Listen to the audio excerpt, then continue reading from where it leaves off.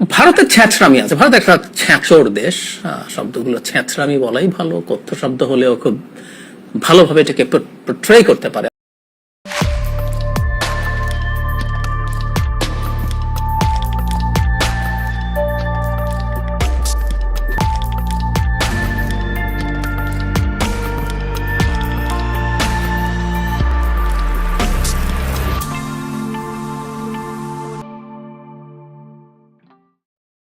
শুনিছেন তো শুরুতে ইন্ডিয়া কষা জায়েদের কাছে একটা ছেঁচড়া দেশ আছিল। ছেঁচড়া মানে জানেন তো, নিজ প্রকৃতির মানুষ, চরিত্রহীন বা লজ্জাহীন মানুষ, প্রতারক বা ঠকানোর স্বভাব আছে এরকম ব্যক্তি, বা ঋণ শোধ করতে অনীহা বা টাল বাহানা করে, ইতর বলা যায় আর কি। কলকাতায় আবার এই শব্দটা কিন্তু এত খারাপ অর্থে ব্যবহার করা হয় না, আমরা যে অর্থে ব্যবহার করি। ছেঁচড়া এটা কলকাতার খাবারের নাম, জানেন তো? জানেন না? খাইতে গেলে ভালোই, মাছ আর সবজি দিয়ে একটা রেসিপি আর কি। এডিটর সাহেব এনার দেখান। অনুষ্ঠান বাড়ির মতো মাছের মাথা দিয়ে ছ্যাঁচড়ার রেসিপি আমাকে অনেকেই রিকোয়েস্ট করেছিলেন, তাই চেষ্টা করেছি একদম সহজ পদ্ধতিতে রেসিপিটা করে দেখানোর। আর আজকে আমাদের রেসিপি অনুষ্ঠান বাড়ির মতো মাছের মাথা দিয়ে ছ্যাঁচড়া।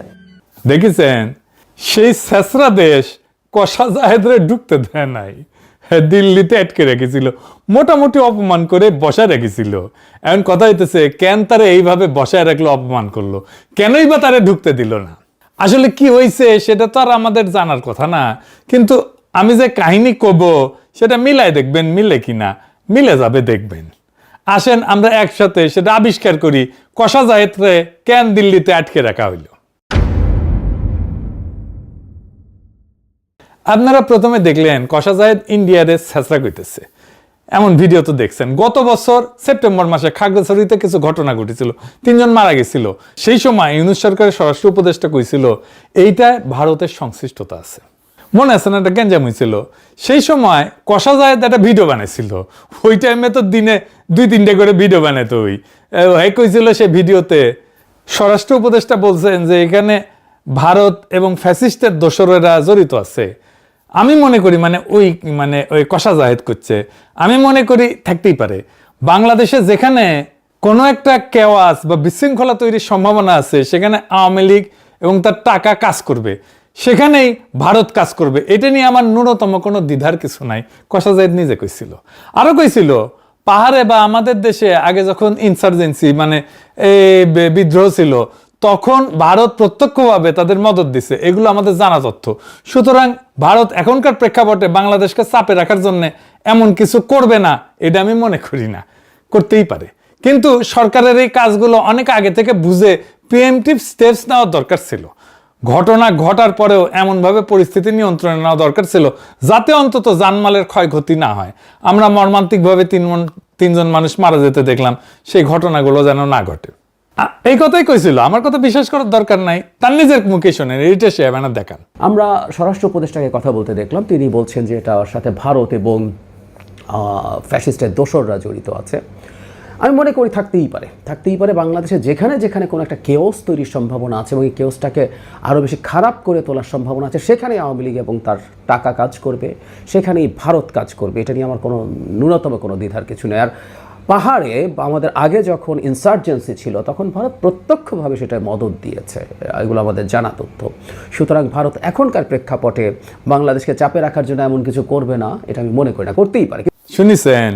আচ্ছা বলেন তো, ইন্ডিয়া কখনো কইছে যে আমরা খাগড়াছড়িতে আগুন জ্বালায় রাখবো, গ্যাঞ্জাম করবো? কইছে? কয় নাই। তাও কষা জাহেদ কইতেছে ইন্ডিয়া এটা করতেই পারে। ইন্ডিয়া কয় নাই, তারপরেও কইতেছে ইন্ডিয়া এটা করতেই পারে। তারপরে সে উপদেষ্টা হইল, পশ্চিমবঙ্গে নির্বাচন হইল, শুভেন্দুর ঘোষিত নির্বাচনী ইস্তেহারে 1 কোটি বাংলাদেশি মুসলমানকে তাড়ানোর পরিকল্পনা দেওয়া হইল। সে নির্বাচনের আগে পারফরমেন্স করে দেখাইলো কেমনে বাংলাদেশিদের ধাওয়া দেবে। ধর ধর বাংলাদেশি ধর। এডিটর সাহেব দেখান আর একবার।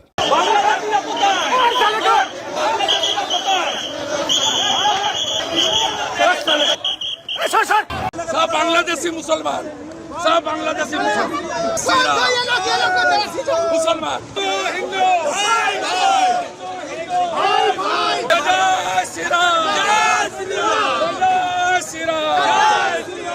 দেখেছেন না? এটা তারা ডিটেনশন সেন্টার বানাইলো, সেখানে সে ডিটেনশন সেন্টার অনেককে আটকে রাখলো, সেখান থেকে নানা পয়েন্ট দিয়ে বাংলাদেশে পুশিনের চেষ্টা করলো, অনেকগুলো পয়েন্ট দিয়ে রাত্রেবেলা করে আমাদের বিজিবি ঠেকাইলো গ্রামবাসীর সহায়তায়। অনেক পরিবার নোম্যান্স ল্যান্ডে অবর্ণনীয় কষ্টের দিনের পর দিন কাটাইলো, আমরা দেখছি না। শুভেন্দু দাবি করলো 5,000 পুশব্যাক করেছে, এর মধ্যেই কোনটিতে ঢুকিছে কে জানে। আর এই কষা জায়েদ কইলো ইন্ডিয়া ইচ্ছা করে না এটা। ঠিক একই সময়ে আসলো ইন্ডিয়ার নতুন হাই কমিশনার। সে কি বললো জানেন? আসেন সেটা একটু দেখি।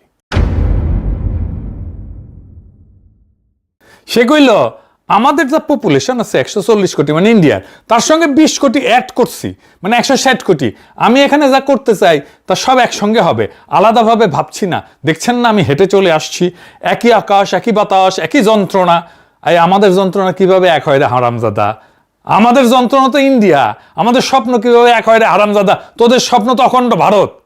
তোর আর আমার স্বপ্ন, তোর আর আমার যন্ত্রণা কি এক নাকি রে হারামজাদা? আমি একটাই কথা বলতে পারি, আমাদের যা পপুলেশন আছে 140 কোটি, আর ওতে আমি 20 কোটি অ্যাড করে দিই, তাহলে 160। আমি যা এখানটা করতে চাই ওইটা 140 নয়, 60 অ্যাডেড, এখানটা 20 অ্যাড করে দিচ্ছি, তাহলে যা হবে একসঙ্গে হবে, বুঝেছো? আলাদাভাবে আমি ভাবছি না, আমার মনে ওইটা ঢুকছেই না। দেখুন তো হেঁটে চলে এলাম, মনে হচ্ছে না যে আমি বাংলাদেশে এসেছি। ওইটা দেখতে হলো, তাকে বললো হ্যাঁ আপনি বাংলাদেশের বর্ডারে, এমনি মনেই হচ্ছে না। সবসময় আমি বলি একই আকাশ একই বাতাস একই যন্ত্রণা, তাহলে আমরা মিলে মিশে ভিসার সব বললে আমার সব মাথায় আছে, একটা খালি বলে যায় সবাই খুশি হবে, ওই কাজটা করবো। আবার দেখেন এক সাংবাদিক, বাংলাদেশের সাংবাদিক কি কয় দেখেন, কয় আমরা ছোট রাষ্ট্র, আপনারা আমাদের পাশে বৃহৎ শক্তি, আপনারা আমাদেরকে লালন পালন করবেন। শুনেন, আমরা ছোট্ট রাষ্ট্র, আপনারা আমাদের পাশে বৃহৎ শক্তি, আপনারা আমাদেরকে লালন পালন করবেন, আপনারা আমাদেরকে লালন পালন, আপনারা আমাদেরকে লালন পালন, আপনারা আমাদেরকে লালন পালন করবেন। শুনেছেন? কোনো রাগঢাক নাই, সরাসরি প্রকাশ্যে গোলামের মতো করে মনিবের উদ্দেশ্যে বলল আপনারা আমাদেরকে লালন পালন করবেন। ওই সাংবাদিকের নাম জানেন? হ্যাঁ, ওর নাম হইতেছে বকুল মাহবুব। উঠে যেটি পাবেন ঠ্যাং ভেঙে দেবেন, টেংরি ভেঙে দেবেন। আরামজাদা ইন্ডিয়ার দালাল। ওই বাংলাদেশ প্রতিদিনে কাজ করতো, তারপরে নিউজ 24-এ কাজ করতো বেনাপোল প্রতিনিধি হিসাবে, আবার বেনাপোল প্রেস ক্লাবের সাধারণ সম্পাদক হিসেবে দায়িত্ব পালন করছে। কিরকম হারামজাদা, কিরকম ইন্ডিয়ার দালাল দেখেছেন? বসে আছে কেমন করে প্রভুর নিউজ চেপে গেল, দেখেছেন? কি বাজে কথা কইলো, বাংলাদেশকে সে খেয়ে নিতে চায়, বাংলাদেশকে একসাথে করে নিতে চায়। পররাষ্ট্র মন্ত্রণালয় কোনো প্রতিবাদ জানাইছে? বলে নাই। আমাদের ইন্ডিয়ার মধ্যে ঢুকায় নেওয়ার কথা কওয়া হইলো, কেউ কিছু কইতেছে না, কারো কোনো স্যাদব্যাদ নাই। কাশ্মীর বানায় দেওয়ার একটা প্ল্যান নিয়ে আগাইতেছে তারা। এর মধ্যে রংপুরে রামমূর্তি নিয়ে কি গ্যাঞ্জাম লাগিয়েছে না? ইন্ডিয়ার গোয়েন্দা সংস্থার কানেকশন তো পাওয়া গেছে এখন, দেখেছেন তো? আমি একটা ভিডিও করেছিলাম, সেটাও তো দেখেছেন, এডিটর সাহেব দেখে দেন, দেখেছেন? আমি শুরু করেছিলাম, তারপর এখন কোটি যায় লাগিয়েছে এটা। সেইখানে এরকম একটা বিপজ্জনক পরিস্থিতিতে ইন্ডিয়ার একজন বিশ্বস্ত স্পোকসম্যান দরকার বাংলাদেশের মধ্যে। কেমনে পাবে? ইন্ডিয়ার মেলা স্পোকসম্যান আছে, পুন্দের আলো, দিল্লি স্টার, এগুলো সেগুলো আছেই তো, কিন্তু পলিটিশিয়ানদের মধ্যে, সরকারের মধ্যে বুড়া কিছু আছে, যেমন ধরেন শিলং সালাউদ্দিন আছে, আমির খসরু আছে, মির্জা ফখরুল আছে, বা মেজর হাফিজ আছে, গয়েশ্বর আছে, এ তো বলবে না, রিস্ক আছে। এই প্রো ইন্ডিয়ান কথা কবে কষা জাহেদকে দিয়া, সে ইন্ডিয়া ইচ্ছা করে পুশিং করতেছে না, এইটা বলে যে পয়েন্ট হারাইছিল, যে গালি খাইছিল, সেটা গেইন করার জন্য এই নাটকটা করা হইলো দিল্লিতে। এটা পুরা দল যাইতেছিল, সে ছিল দল নেতা, তার দলের প্রায় 20 জনের মতো সবাই ঢুকে গেল ইন্ডিয়াতে, সবাই ঢুকতে দিল, আর ঢুকতে দিল না তারে। সে রাগ করে দেশে প্রেস্টিজ বাঁচানোর জন্য চলে আসলো, আর চারিদিকে ধন্য ধন্য পড়ে গেল, ধন্য ধন্য বলি সবে। সাবেক চিফ প্রসিকিউটর তাজুল ইসলাম পর্যন্ত কইছে জায়েদকে দিল্লিতে ঢুকতে না দেওয়াটা সার্বভৌমত্বের উপরে আঘাত। আমাদের দেশের একজন উপদেষ্টাকে সকল ডিপ্লোম্যাটিক চ্যানেলে জানিয়ে দেবার পরেও তার সাথে যে অসৌজন্যতা করা হয়েছে, এটা আমাদের সার্বভৌমত্বকে চ্যালেঞ্জ করা শামিল। শুনেছেন? এনসিপিরা দলে দলে স্ট্যাটাস মারতে থাকলো কষা জায়েদের পক্ষে, দেশের অপমান হয়েছে। কষা জায়েদ মানে দেশ নাকি রে? জামাত দিছে কিনা জানি না, দিতেও পারে। বাংলাদেশের পলিটিশিয়ান হইতে হইলে তার উন্নত মানের বেকুব হইতে হয়। বেকুব না হইলে ইন্ডিয়া বাংলাদেশে এরকম রাজধানী চালিতে পারে দিনের পর দিন, এতদিন ধরে।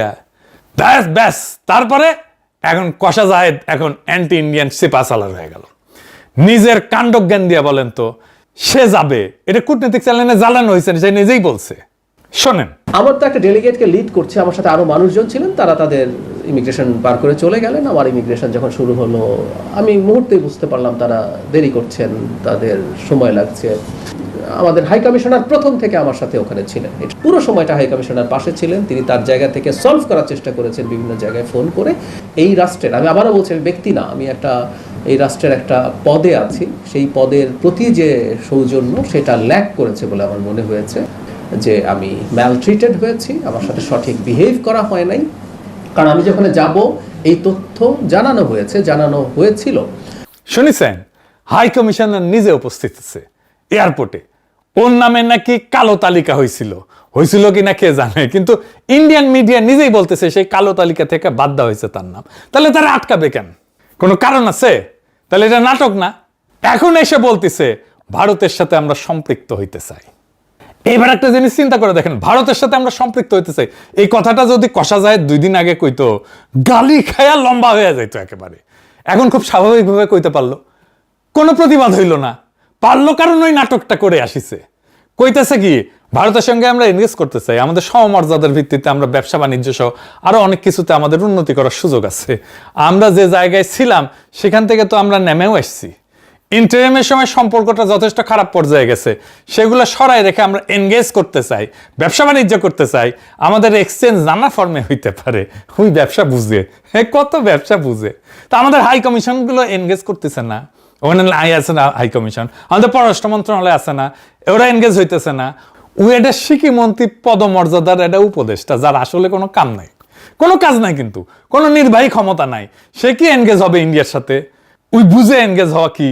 ওই ব্যবসা বাণিজ্য বুঝে, ব্যবসা বাণিজ্য করার জন্য এনগেজ হইতে হয়। ওই বেকুব জানেও না যে দুইটা সরকার খুব স্ট্র্যাটেজিক ব্যবসায় যুক্ত হয়, যেমন অস্ত্র, সামরিক সহায়তা, নজরদারির যন্ত্র, প্লেন, হেলিকপ্টার, এনার্জি, এই সমস্ত জায়গায়।